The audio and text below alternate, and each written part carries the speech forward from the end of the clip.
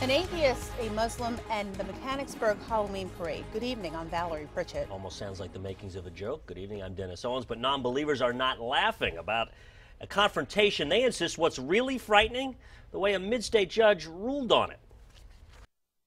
They're the parading atheists of central Pennsylvania. There was a zombie pope and a zombie Mohammed. I am the prophet Mohammed, zombie from the dead. And on YouTube, you can catch a scary moment. Listen closely, it's dark and distorted, but a Muslim man comes off the curb extremely offended at Mohammed being depicted in this way. Hey, what's going on? What's going on? Hey! Zombie Mohammed is Ernie Pierce. He grabbed me, choked me from the back, spun me around to try to get my sign off that was wrapped around my neck. The Muslim man and Pierce both called police to report a crime. Both kept walking, and a few blocks later found Sergeant Brian Curtis.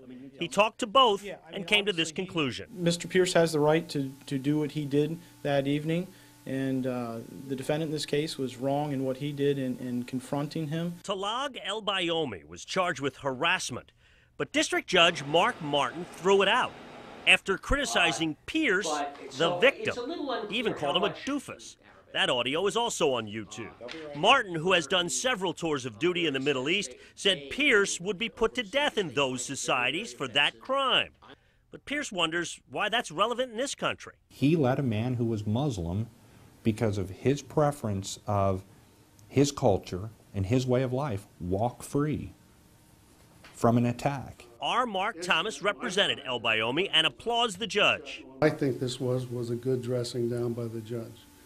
The so-called victim was the antagonist. We introduced evidence that clearly showed his attitude toward Muslims. The judge didn't do anything that I wouldn't have done if I had been in his same position.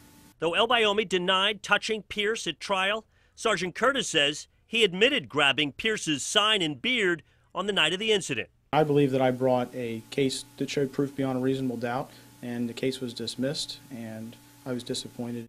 These atheists know that some consider them obnoxious and offensive, but say in this country, that's legal. We understand that Muslims are extremely sensitive, but this is America, and you need to get over the sensitivity and take out your opposition in peaceful ways, not by attacking people physically.